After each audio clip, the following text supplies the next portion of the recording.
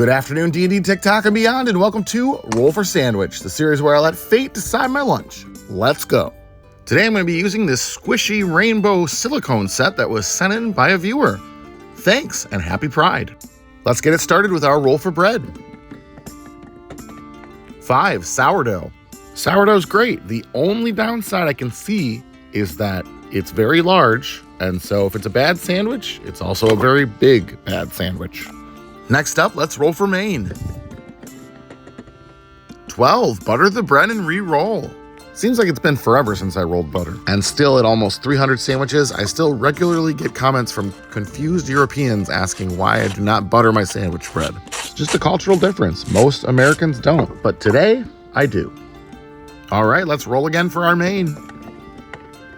3, bratwurst. Though originally of German origin, the pork sausage known as bratwurst became quite popular in the Midwest United States in the 1920s and remains so to this day. It's a common sight at cookouts here and is one of those foods that feels like summer to me. Next up, let's roll for our cheese. 4, blue cheese.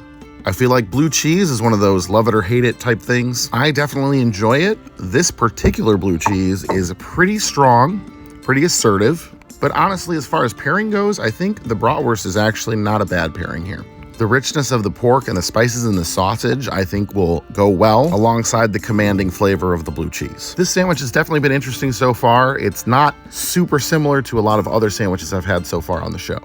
Next up, let's roll for our roughage. That's 3 achar masala pickles and 4 sea stag. These achar masala pickles are cucumber pickles flavored with a South Asian spice mixture. These pickles will be a nice bright counterpoint to the sausage while also bringing in flavors of curry and chili. Still pretty cohesive so far.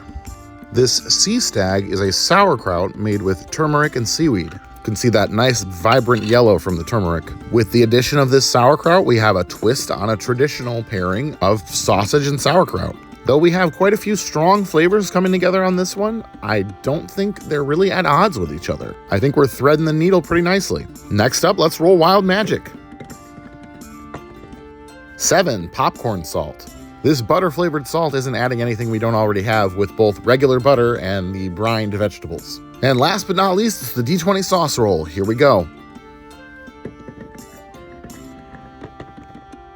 8, craft beer mustard.